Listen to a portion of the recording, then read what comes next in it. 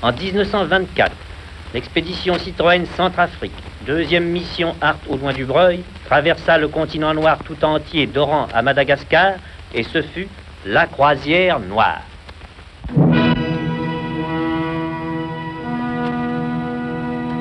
Le 13 février 2007, l'expédition Biotrek Africa s'élance sur les traces de cette épopée coloniale, mais avec des valeurs inversées. Nous partons à la recherche d'initiatives africaines permettant de concilier protection de l'environnement et développement durable, et ce, malgré la logique de survie qui sévit sur ce continent. Eric, le chef d'expédition, réalise enfin son rêve, rééditer la mythique croisière noire. La croisière noire fut dirigée par Georges-Marie Hart, assisté de son adjoint le commandant Bettembourg et du second chef de l'expédition, Louis Audouin du Breuil. Première étape, la Provence, où Éric Deschamps, historien de la croisière noire, nous attend. Il collectionne et restaure les autochenilles Quai-Grèce qui ont participé à l'expédition de 1924. Et j'ai besoin que les gens voient comment sont ces véhicules, qu'est-ce que les gars ont fait en 1924 pendant 10 mois avec des véhicules comme ça. Nous, à côté, c'est normalement beaucoup plus facile. Nous partons au volant de traction avant Citroën, modèle 11B 1950. Éric a réuni autour de lui une équipe de passionnés, tractionnistes chevronnés et fortement impliqués dans les questions d'environnement et de développement. Quand on pense qu'on va passer 4 mois et demi dans nos vieilles voitures. Mais bon, Inch'Allah. Presque un siècle après cette aventure, quel changement significatif allons-nous observer en Afrique?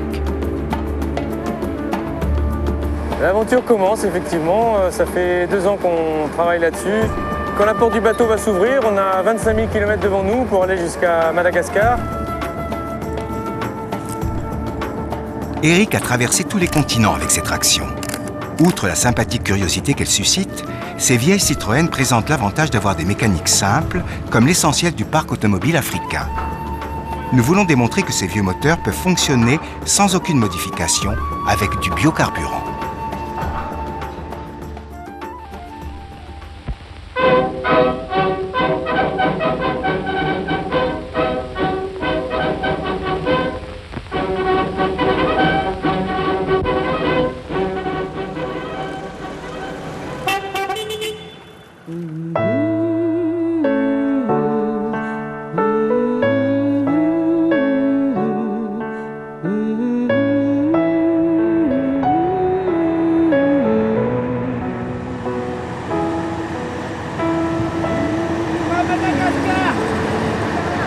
Je roule en traction depuis 20 ans, donc je sais que la traction attire les gens avec le sourire.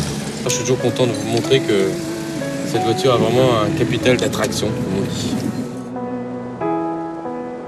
Peu après le site des ruines romaines de Douga, nous arrivons au Kef, une vieille cité construite par les Phéniciens.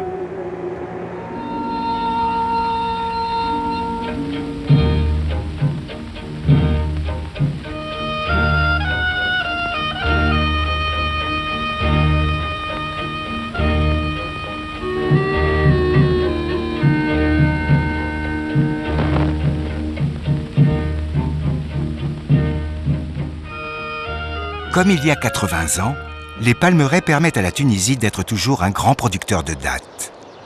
Mais l'exploitation agricole intensive a fragilisé les sols. Nous décidons d'aller à la rencontre d'agriculteurs et d'agronomes soucieux de préserver leurs terres. Ce sera notre première étape africaine en matière d'éco-développement.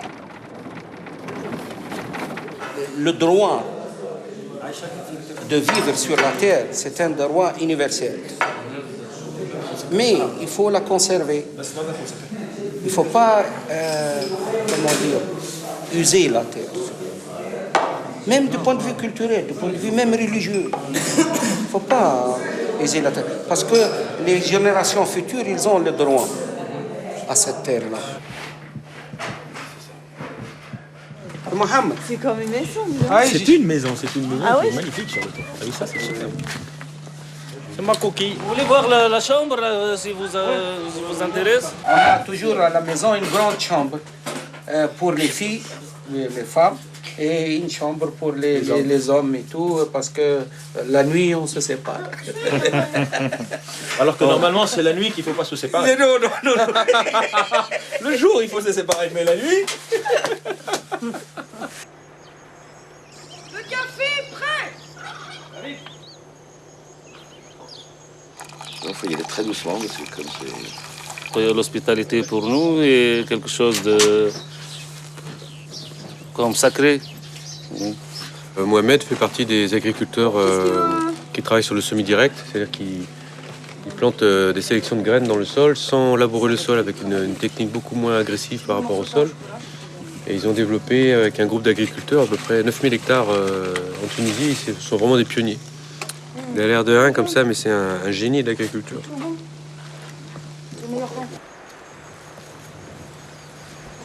Cet agriculteur travaille actuellement sur cette épaisseur de terre arable. Ici, il ne peut rien produire. Là, on ne produit strictement rien du tout sur ce tuve.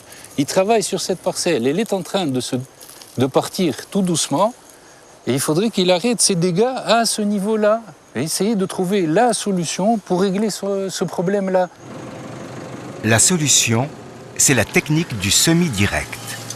Ce semoir enfouit les graines sans labourer profondément, ménageant ainsi la surface du sol riche en matière organique, ce qui permet d'augmenter l'activité biologique de surface, mais aussi de freiner l'érosion et le ravinement. C'est formidable au point de vue séquestration du carbone. Là, vous faites un travail qui est très important pour le futur de l'humanité, dirais-je. Chercheur passionné par l'Afrique, Bernard Parent est notre conseiller scientifique.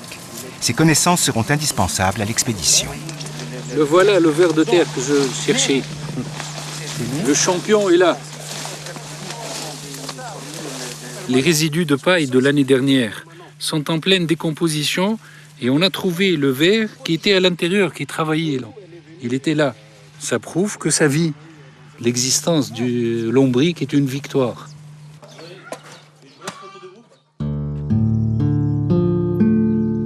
Ulla Lohmann, notre photographe allemande, est chargée de l'iconographie de l'expédition. Tout comme il y a 80 ans, les peintres et les photographes embarqués dans la croisière noire.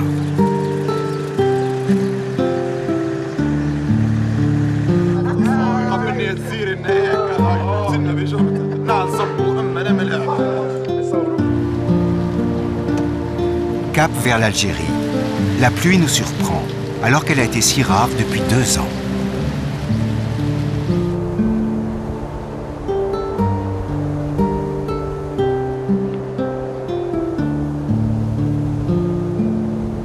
Nous sommes ici dans les hauteurs de Tamersa, dans les oasis de montagne.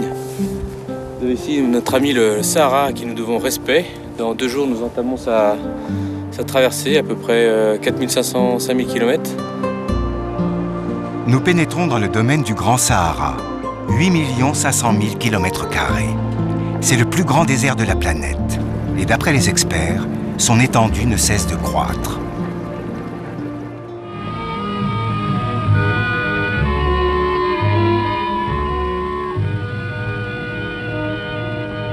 En 1924, les autochenilles devaient suivre les pistes à chameaux qui composaient des itinéraires caravaniers à travers le Sahara. Aujourd'hui, 2 axes routiers partiellement goudronnés traversent le désert. Je ne sais même pas quoi dire, tellement c'est beau, ça ressource. Depuis les années 70, les épisodes catastrophiques de grandes sécheresses se sont multipliés. Mais l'accroissement de la population et de ses besoins en eau et en bois de chauffe ont également accentué le phénomène de la désertification.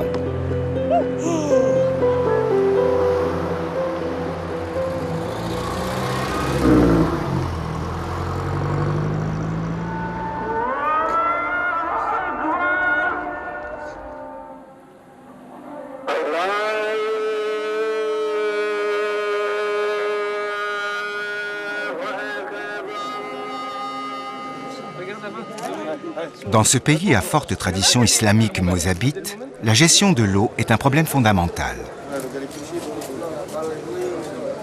Dominique, notre agriculteur bio, nous fait découvrir une association pratiquant l'agroécologie selon les principes de Pierre Rabhi, célèbre agronome originaire du sud algérien. Il s'agit de respecter les savoirs ancestraux sans renier les apports de la modernité. J'ai appris qu'à Gardeïa, il y avait une association qui travaillait avec les méthodes préconisées par Pierre Rabhi. Tout tourne autour de l'eau. Donc nous avons concentré nos activités autour de la gestion durable de l'eau. Par exemple, les puits sont agressés. C'est-à-dire que les gens, quand un puits inutilisable, c'est bien, c'est une aubaine, on va déverser les ordures dedans. Voilà, d'accord. Oui, donc là, on se bat contre cela aussi. Les gens commencent à comprendre, à prendre conscience. Oui, parce qu'après, c'est la pollution de la nappe phréatique, c'est catastrophique. Exactement.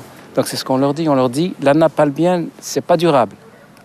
Elle arrivera un jour où elle sera tarie, on aura recours à ces puits. Et deuxième objectif, c'est d'éviter l'urbanisation de la palmeraie. Troisième objectif, sensibiliser les enfants scolarisés à la gestion durable de l'eau.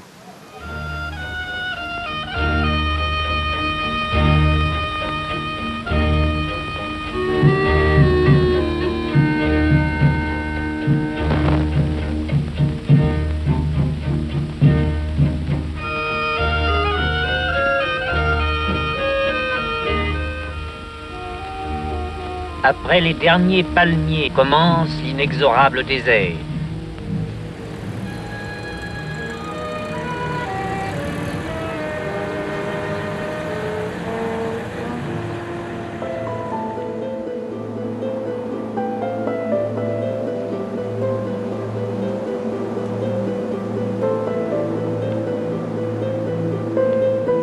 Théodore Monod a enregistré des températures du sable de 72 degrés au Sahara en été. Pendant les nuits de février, la température descend à 0 degré.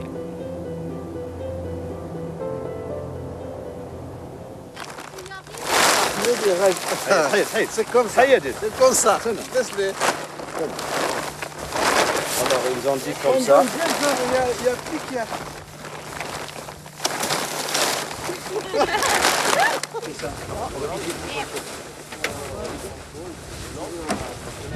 Victime de la soif.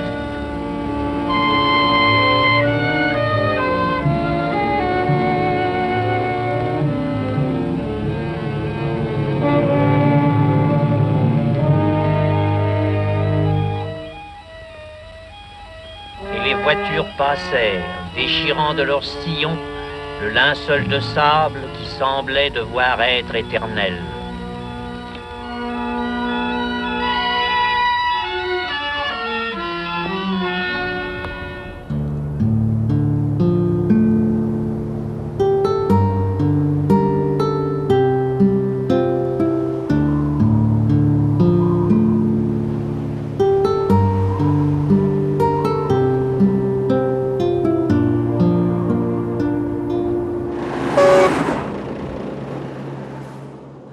رايحين بعيد؟ نحن 40 كيلو. 40 كيلو. تقريبا قديش كيلو كم كيلومتر؟ 40 كيلومتر.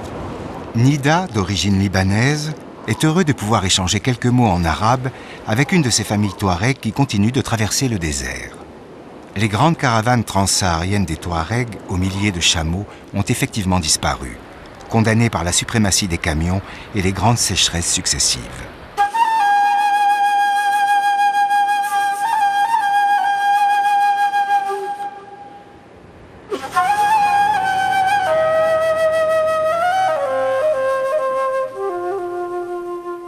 Les cheminées volcaniques de l'Atakor, au centre du massif du Hogar, composent une fabuleuse planète. En 1924, l'expédition Citroën s'y recueillait à l'ermitage de Charles de Foucault, le missionnaire considéré par les Touaregs comme un compagnon. Aujourd'hui, c'est l'endroit le plus visité du sud algérien.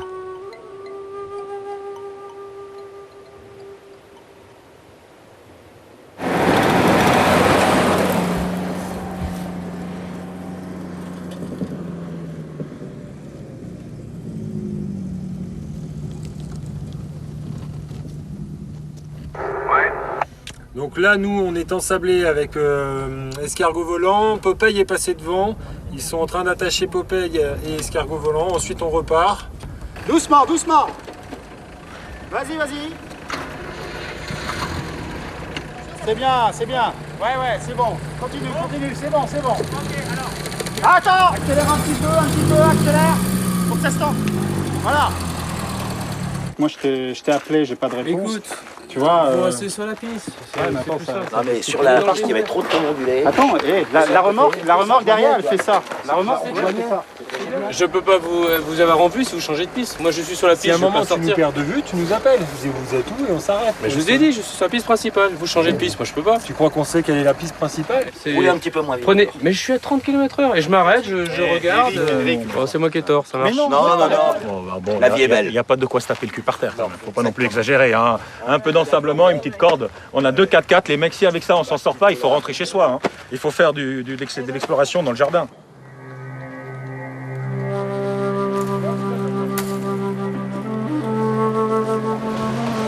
On n'arrivera pas à l'attendre. Il y a une traction qui se barre là.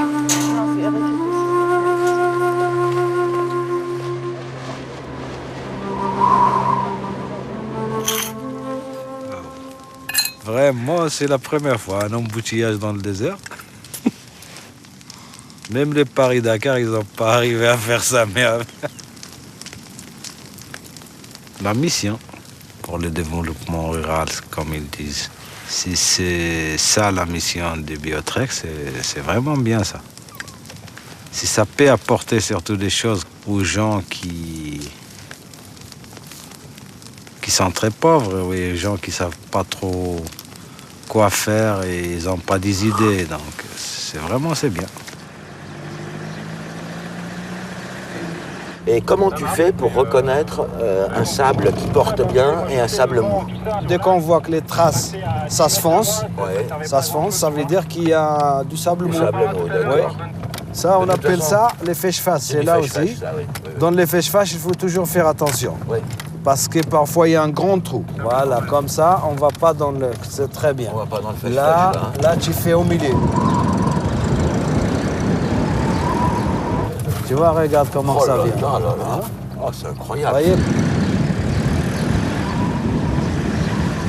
là, il a fait vers toi. Comme ça, c'est très bien. Là, tu commences à comprendre où il faut passer. Là. Vraiment. Ah non, ça passe bien, Sylvie. Ah, ça passe. Ah oui.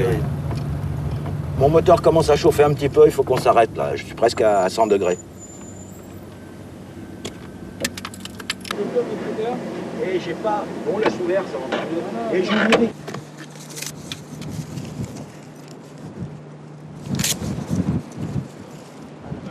L'unité de temps chez les Touaregs, c'est le thé. Le thé qui rythme les journées. Faut pas gaspiller l'eau, mais là, pour l'été, il faut. Hein. Comme ça, j'ai pas la tête après qui va tourner. Hein. Et pour le ravitaillement des voitures, Ahmed et Dominique mélangent le biocarburant à de l'essence ordinaire.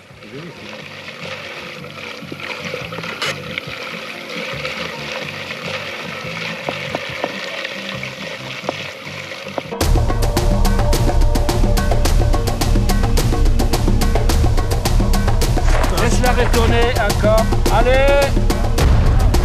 Voilà, c'est parti. Voilà.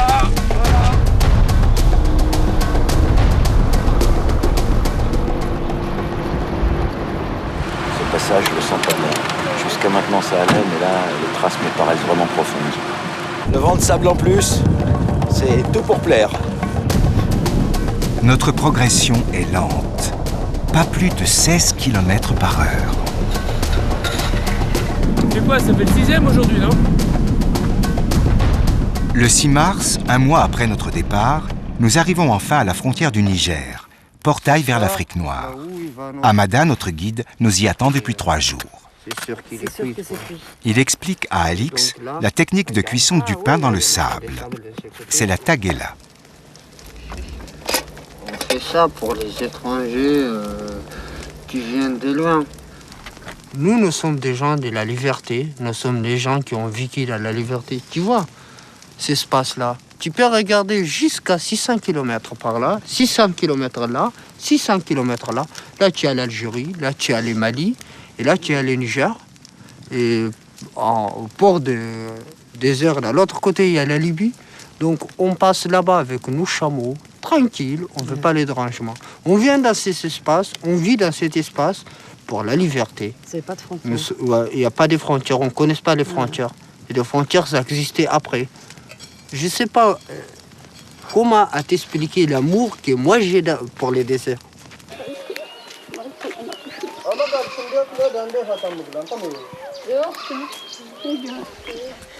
Ici, on est chez moi. Je ne trouve pas les mots justes pour t'expliquer, mais je suis heureux. Comme il y a une école pas loin d'ici, c'est là il va à l'école, c'est la fille de mon voisin. Et la mienne, il n'a pas encore l'âge d'aller à l'école, mais je suis sûr qu'il va à l'école. Parce que je ne souhaite pas que ma fille sera comme moi. Par comment elle va prendre des choses sans qu'ils aillent à l'école.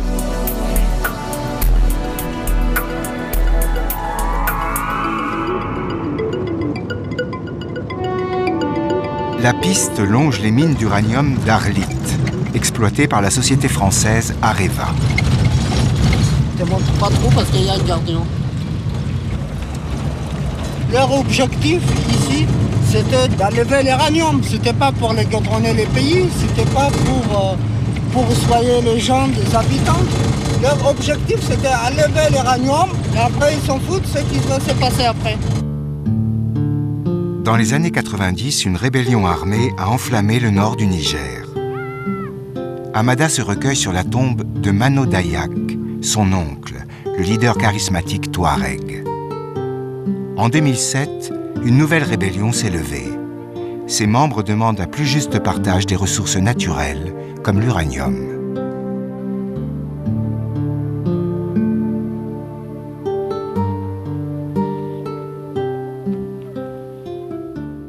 Voici des euphorbes géantes, dont le feuillage décoratif tente le crayon du peintre de la mission, M. Yakovlev. Une gazelle.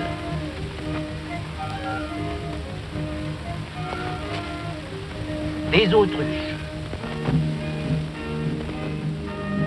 Sur les contreforts des montagnes de l'Aïr, ces troncs d'arbres fossiles et ces gravures rupestres attestent que bien avant la croisière noire, il y eut au Sahara des climats plus humides et une biodiversité plus riche. Cette année, la saison des pluies a été réduite à 2 journées d'averses violentes et dévastatrices, qui ont emporté des jardins entiers et tué des troupeaux. Il y a 80 ans, les Touaregs vivaient d'élevage et de commerce caravanier. Aujourd'hui, ils n'ont d'autre solution que de s'adapter et ils doivent s'éloigner toujours plus loin de leurs pâturages habituels pour assurer la survie de leur bétail. Les petits bergers Touaregs connaissent très tôt la valeur de l'eau. En tamatchek, on dit « Aman Iman ». L'eau, c'est la vie.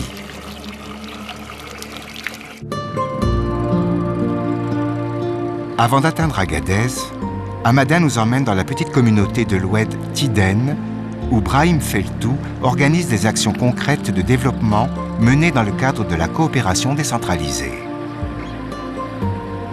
La coopération décentralisée, c'est obtenir d'une collectivité une aide en direct, sans passer par le filtre des États. Très efficace, plus rapide et beaucoup moins soumise au fléau de la corruption. Là, c'est un jardin en entier qui a été importé. Donc tout ce qui est terre cultivable, ça a été importé par l'écoulement de l'Oued. Il n'y a plus rien. Vous avez d'autres jardins qui sont menacés, qui vont aussi être pareils s'il n'y a pas eu les barrages. Nous sommes très fiers parce qu'on a récupéré des jardins avec ça, financés directement par les princes, donc ça profite beaucoup de familles.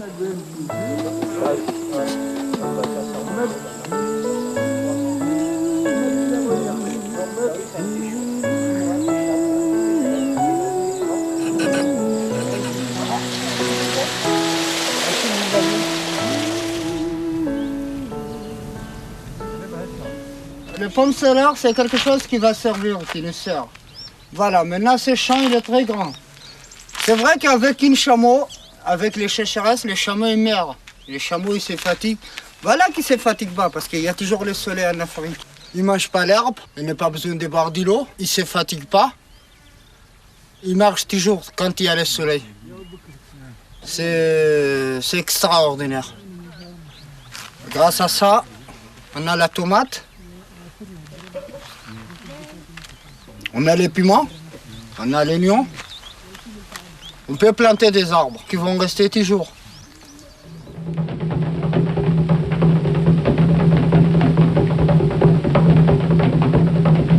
Cette fantasia des Touaregs à Oulimiten n'évoque-t-elle pas le souvenir des tournois du Moyen-Âge? Si selon la tradition, un Touareg perd son statut de noble guerrier en mettant les mains à la terre, il faut bien qu'il s'adapte, car le nomadisme pastoral ne lui permet plus de nourrir sa famille. Les Touaregs doivent, pour survivre, créer des jardins et donc se sédentariser. Amada veut nous faire rencontrer son ami Issouf Maha, auteur du livre Touareg du XXIe siècle. Cet ingénieur agronome, formé en Belgique, est retourné dans son pays pour créer l'Alliance pour le développement durable et la solidarité. Un dispensaire et une école ont été construits suivant la technique de l'architecture sans bois, pour éviter d'accentuer la désertification. Les énergies renouvelables, c'est ça l'avenir. On sait pertinemment que bon, le pétrole, ce n'est pas inépuisable. Et aujourd'hui, c'est devenu une arme terrible sur le plan économique, sur le plan diplomatique, enfin géopolitique et tout ça. Et il faut trouver les moyens d'échapper à cette emprise de cette chose-là qui dirige le monde aujourd'hui. Le développement durable, de toute façon, les gens sont en train de se rendre compte que voilà, le monde tel qu'il évolue aujourd'hui, c'est une catastrophe. Tout le monde sait que sans la solidarité entre les humains, la vie ne sera pas possible. Donc on appuie sur les deux choses en faisant en sorte qu'il faut rapprocher les peuples, il faut rapprocher les énergies pour créer des conditions favorables au développement de la race humaine. Dominique est impatient de découvrir le bassin de culture de spiruline, cette algue magique, si riche en protéines. Et vous l'avez sur le bâton. Dès que c'est sec, dès que l'eau s'évapore, on voit très bien la matière verte qui est en fait l'algue. C'est impressionnant de voir ça. Ah, c'est impressionnant, oui. Oui, je n'avais jamais vu de culture de spiruline. Ça me fait penser à la culture des champignons. La spiruline, c'est une algue microscopique et on peut la saupoudrer sur les aliments et c'est un complément alimentaire. Pour un enfant, c'est 10 grammes par jour, c'est bon, quoi. C'est largement suffisant, ouais. Et ça permet de récupérer un enfant qui est à un stade très très avancé de malnutrition, quoi. D'accord, oui, c'est une algue fabuleuse. C'est fabuleux, c'est vraiment magique, quoi. Comme toutes les solutions alternatives, hein, ça fait peur parce que tout simplement, le jour où tout le monde l'accepte, le jour où tout le monde s'y met, ben, ça sera le paysan lui-même qui va produire sa spiruline et voilà, apporter des solutions importantes à sa famille et à sa population sans demander des apports pharmaceutiques, etc. Financièrement, ça n'apporte rien aux multinationales, par exemple. Le 13 mars, nous entrons à Agadez, la capitale des Touaregs. Après cette traversée du désert, nous brûlons d'envie de montrer à nos amis Touaregs les images du film tourné il y a 83 ans. La coopération allemande prête un vidéoprojecteur, l'Alliance française un lecteur DVD et Radio Nomade FM le matériel son. Nous allons enfin faire revivre l'antique cinéma d'Agadez, devenu depuis l'hôtel Tiden. Nous sommes curieux de voir comment les jeunes Touaregs vont réagir face aux images sorties de l'histoire. Bienvenue au cinéma d'Agadez. Je m'appelle Eric, je suis le responsable d'un groupe qui s'appelle Biotrek Africa. Biotrek Africa, c'est une expédition qui va de Tunis jusqu'à Cape Town et après Madagascar. Notre objectif, c'est pas du tout la performance, c'est de suivre un itinéraire d'une expédition historique qui a eu lieu en 1924 et qui s'appelait la Croisière Noire Citroën.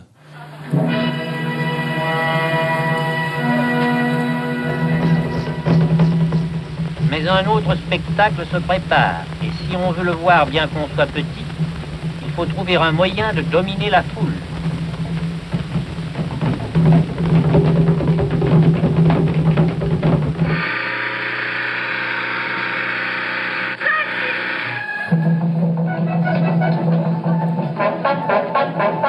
Ça repose fondamentalement la question de la notion de développement.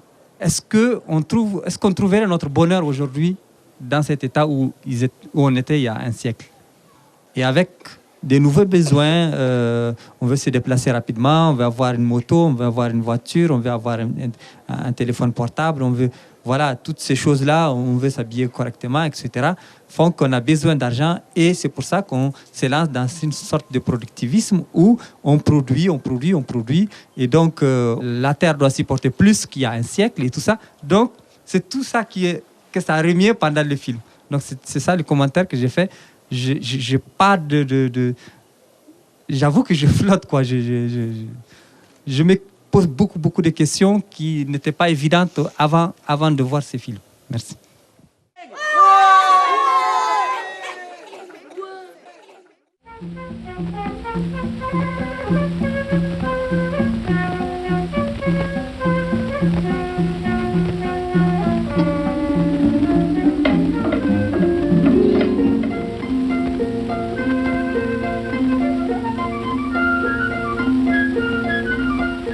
La capitale du pays des sultans noirs entre le Niger et le Tchad est Zinder.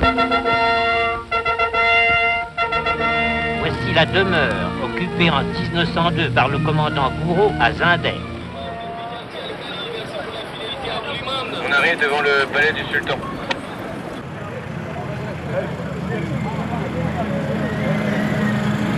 Zinder, c'est une étape de la croisière noire de 1924, donc c'est mythique pour nous.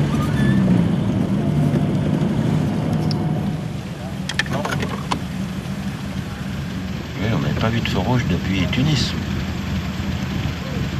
Et là, on est à Zinder, où est passée la croisière noire. La croisière noire est passée par cette route-là.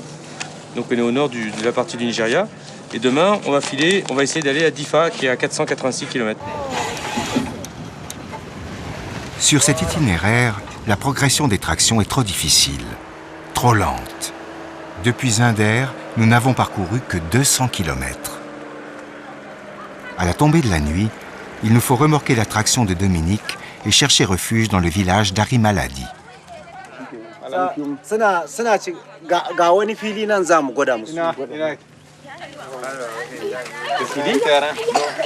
Non mais ici on est bien, on peut rester là, ça va. Hein. Si on dérange pas. Parce qu'on peut pas trop bouger avec les voitures. Tout à fait, et là c'est pas mal.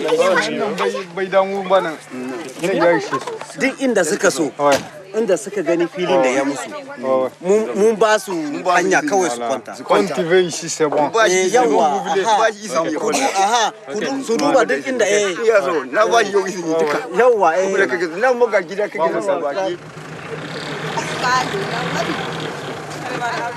1924. Ça c'est au Niger, à Zinder. Ça c'est l'arrivée à Zinder. Zinder, ok, le sultan. Tu vois les vieilles voitures? Ouais.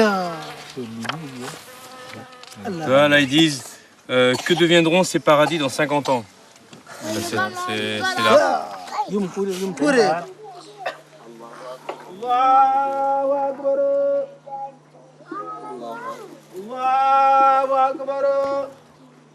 Depuis 80 ans, ces paradis ont-ils vraiment changé? La population a quadruplé, les ressources alimentaires sont insuffisantes et ce village est toujours dans une logique de survie. Mais les mentalités changent. Le chef de village qui nous a si aimablement accueillis se bat pour obtenir une école et un puits.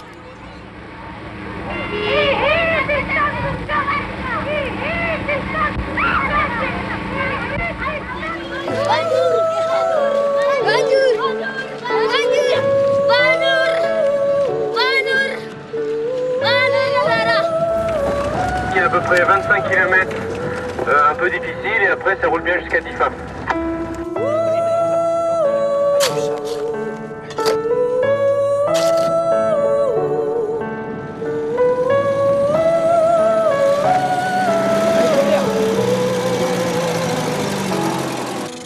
Sur la carte, une route relie le sud du Niger au Tchad. Sur le terrain, le ruban de goudron a quasiment disparu. L'absence d'infrastructures routières reste un problème majeur. Comment ces régions enclavées peuvent-elles se développer sans moyens de communication ?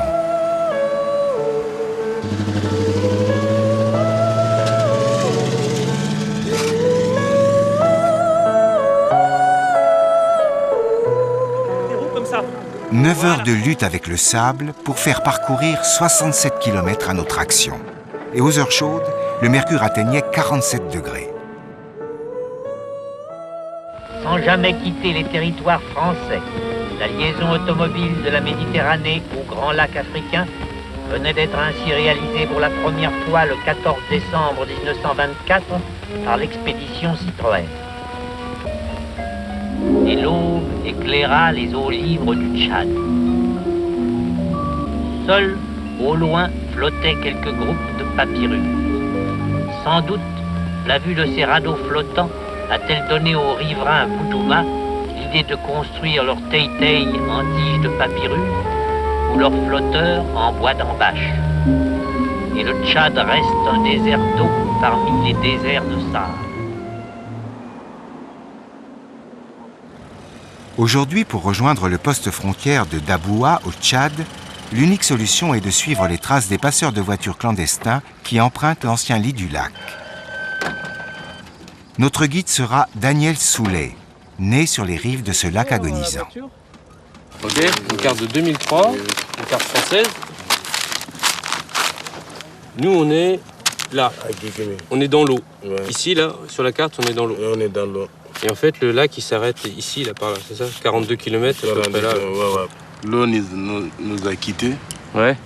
Et voici maintenant, on trouve des coquillages. On se baignait ici avec des camarades. Mon environnement est devenu sec. C'est pas comme avant. Ouais. Mais auparavant, quand il y a le lac ici, c'est bien, on vit bien, à l'aise. Ouais. Et maintenant, c'est dur? Maintenant, c'est dur. Avant, on trouve du poisson, on transporte ça au Nigeria. On vend au Nigeria, on revient, on paye des bagages de manger, on vient ici. Mais maintenant, il n'y a plus de poisson. Et donc il faut faire 42 km avant. C'est pas une évolution naturelle de la nature, alors c'est l'homme qui a mal géré l'eau. Oui, ce sont les pays voisins qui ont mal géré l'eau, ils ont pris pour eux et nous on les a laissés comme ça.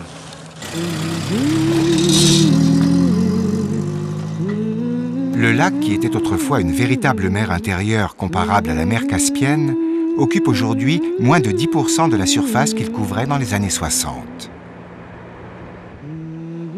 Juste après avoir passé le poste frontière du Tchad, nous cassons un cardan. Impossible de réparer. Un équipier repart en France chercher la pièce introuvable en Afrique.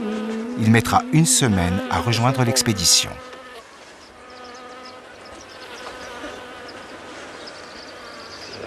Les gens du village, ils ont un puits, l'eau elle n'est pas potable, ils se font livrer leur propre flotte et c'est leur trésor, ils ne sont pas prêts à la partager avec nous. Je viens de communiquer avec un des types, j'ai demandé s'il y avait une possibilité d'avoir un tout petit peu d'eau et tu peux tout demander sauf de l'eau dans ce village.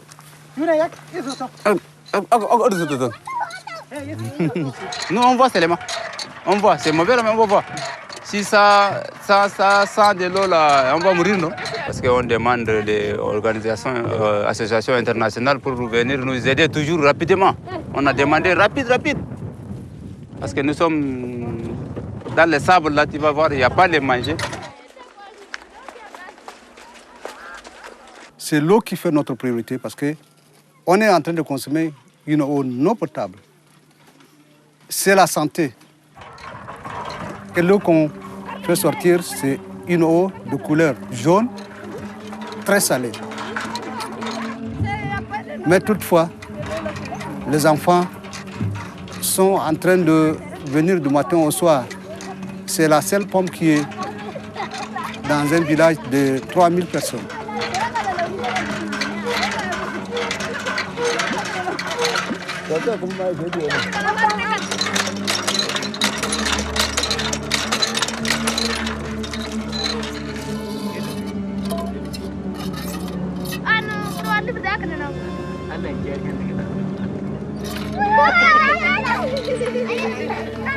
Dominique réalise de véritables prouesses pour changer ce cardan et l'expédition peut enfin repartir en direction de Bol et roule sur le fond du lac asséché à l'endroit précis où, il y a 80 ans, la croisière noire s'embourbait dans les marécages.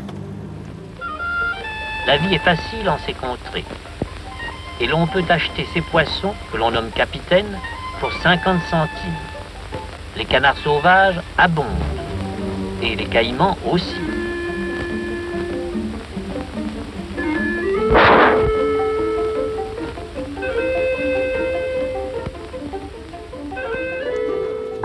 Ici, sur les rives du lac Tchad, les choses ont hélas bien changé. Les pêcheurs n'attrapent plus que des jeunes carpes d'une taille bien trop petite pour permettre la reproduction des réserves halieutiques. Mais il faut bien nourrir les 20 millions d'habitants de la région. Pour préserver ce qui peut encore l'être, des plans de gestion des ressources naturelles ont été mis en place. Comment Mahamad Koumar, éco-garde, peut-il remplir sa mission sur le lac? Cette qualité des engins de pêche est strictement interdite. Il y a des mailles autorisées. Et cette qualité de filet, ça c'est strictement interdit. Ça c'est en plastique. Quand le poisson touche, ça le tue. On a abusé de l'exploitation et c'est comme ça que voyons on arrive à ce stade. Et ce qui est l'avenir adviendra, il ne connaît pas. Qu'est-ce qu'on va réserver aux enfants, ils ne savent pas. Et nous ne sommes pas là pour la recette, mais nous sommes là pour la conservation. Notre but primordial, c'est la conservation. Et la sensibilisation, il faut sensibiliser les gens au maximum pour qu'ils comprennent ce qu'ils entreprennent, ce n'est pas bon. Il y a certains gens là, maintenant même aujourd'hui, si on va demander à un pêcheur pourquoi tu as capté ça, il dit que non, c'est son droit.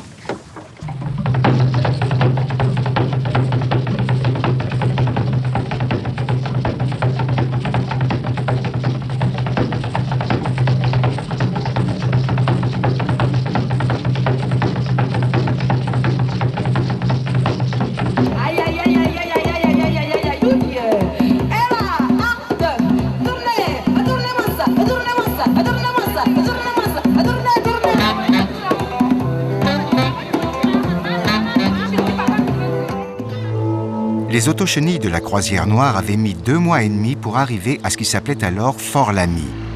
Il nous aura fallu quand même 1 mois et demi pour rejoindre l'actuelle N'Djamena, capitale du Tchad. Avec la disparition annoncée du lac, des familles de pêcheurs sont parties se réfugier en ville et sont devenus agriculteurs ou encore éleveurs de chameaux. Le lac Tchad est alimenté par les eaux de la rivière Chari qui borde N'Djamena. Son débit a considérablement baissé. La cause est en partie liée au réchauffement climatique, mais aussi aux activités humaines. Les pays riverains en amont de la rivière pompent les eaux de la Chari afin d'irriguer des surfaces cultivées et d'alimenter leurs réservoirs. Lorsque les eaux du lac se retirent, elles laissent des terres fertiles qui attirent des populations venues parfois de très loin. Oui, donc là on arrive au-dessus de ce qui devrait être le lac. On constate, à chaque fois qu'on passe, on imagine survoler le lac Tchad. On est, j'allais dire, presque déçu de ne pas le voir. Une solution a été imaginée pour remettre en eau le lac. Réunis au sein de la commission du lac Tchad, les 5 États riverains projettent de dévier vers le lac une partie de la rivière Ubangui, qui se jette dans le fleuve Congo et qui est, elle, largement excédentaire. Mais rien n'est jamais si simple. Si l'on remet le lac en eau, que deviendront les populations qui se sont installées sur les terres que la disparition du lac a libérées?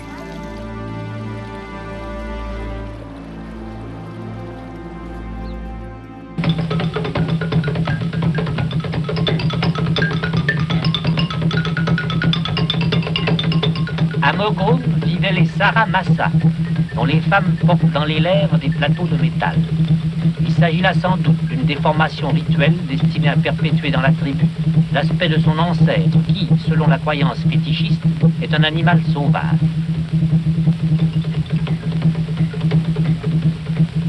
Mais la beauté des Saramassa est de beaucoup dépassée par celle de leurs cousines, les Saradjingué, qui résident aux environs de Fort Archambault. Les lèvres des Saradjingué sont distendues depuis l'enfance par des chevilles de dimension croissante. Les plateaux des Saradjingué atteignent 24 cm de diamètre. Ils Ils obligent les femmes qui les portent à ne se nourrir que d'aliments liquides ou de boulettes de viande corrompue.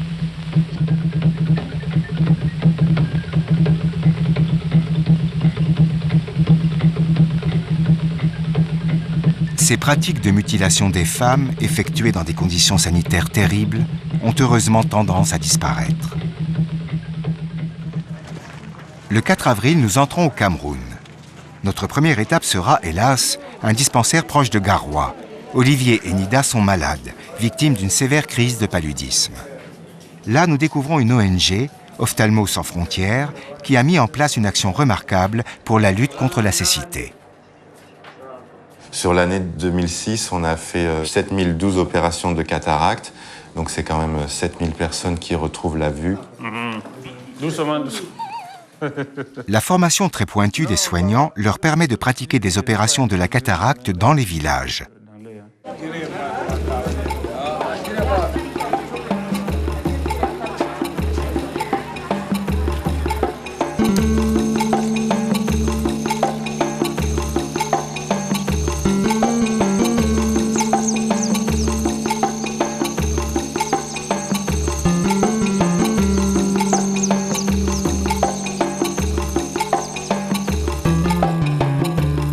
Nos équipiers rétablis, nous quittons progressivement la savane arbustive pour rejoindre la côte atlantique du Cameroun.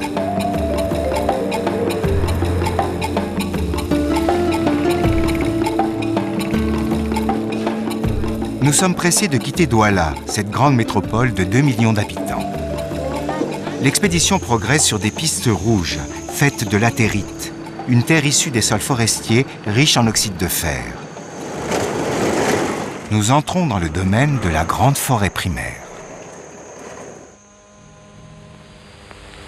Cet étrange petit gnome était un mamvouti ou pygmée, être humain dont la taille ne dépasse pas 1,30 m.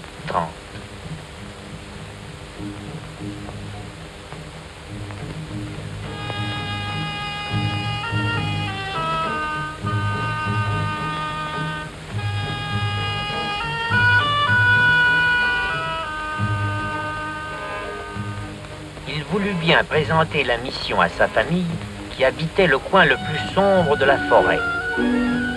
Une difficile conversation par geste finit par rassurer le patriarche. Et la confiance étant revenue, chacun regagna sa case par les voies les plus rapides.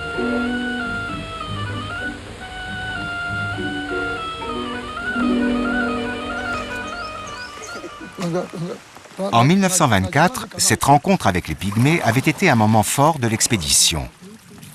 Embarqués sur la rivière Lobé, nous sommes impatients d'arriver dans un village pygmée, à présent semi-sédentarisé. Il veut saluer, ça se réchauffe. Awa. Awa.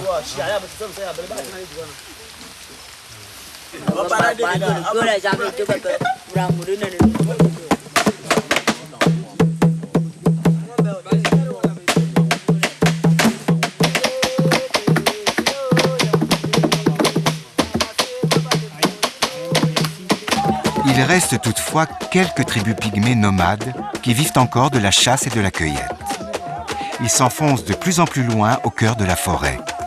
Ils doivent faire face à la réduction de leur espace traditionnel suite à la déforestation.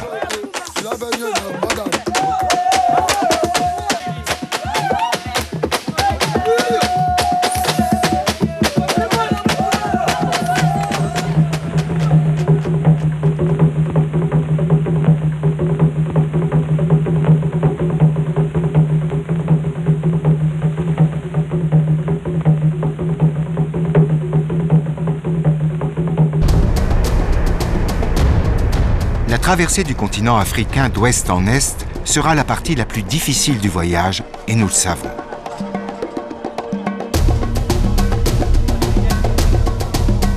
Première étape, la République centrafricaine. Le 1er mai, nous entrons dans les rues de Bangui. Cela fait 3 semaines que la radio locale annonce notre arrivée imminente.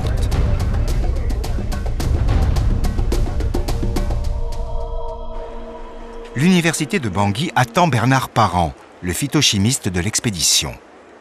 il s'intéresse aux recherches menées par la République centrafricaine sur le jatropha, une plante capable de fournir une excellente huile pour faire du biocarburant. Le biocarburant, c'est le carbone du futur. Et donc, selon les recommandations des Nations Unies, on ne veut pas utiliser des huiles d'origine alimentaire. Surtout pour nous, dans les pays en voie de développement, si on utilise des huiles d'origine alimentaire, ça va encore créer d'autres situations de faim dans ces pays. Donc, jatropha, c'est une plante qui n'est d'abord pas consommée par les animaux, même par l'homme. On est en phase d'essai. On fait les différents tests au laboratoire, on extrait l'huile. On va passer ensuite à la production industrielle. Donc, on va faire des champs d'essai pour voir le rendement d'abord au niveau des cultures et puis le rendement au niveau des graines.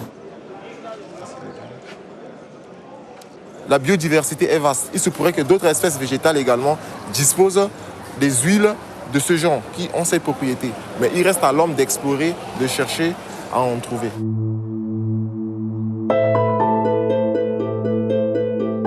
La République centrafricaine, dans le bassin du Congo, abrite la seconde plus vaste forêt tropicale de la planète, très riche en bois précieux. Sapelli, okoumé, palissandre, ébène, toutes les variétés d'acajou. Ces forêts primaires sont le fruit de millions d'années de développement naturel.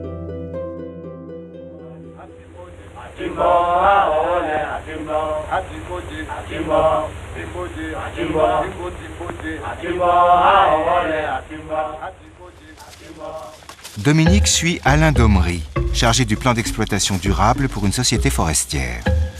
Il nous permet d'assister à une impressionnante séance d'abattage. Ils se déplacent sur le terrain, ils envoient un pisteur pour retrouver l'arbre qu'ils ont sur le plan de situation. Le pisteur le trouve et dit si c'est OK ou pas. Il ouvre la piste et l'abatteur va abattre l'arbre.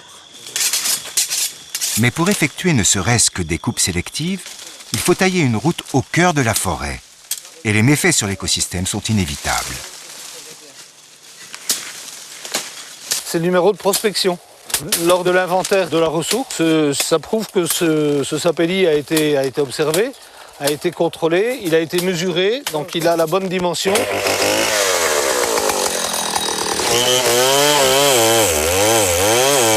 Attention maintenant, il faut être extrêmement prudent. Il faudrait mieux peut-être se mettre de ce côté-là pour éviter. Là, on est protégé par cet arbre-là.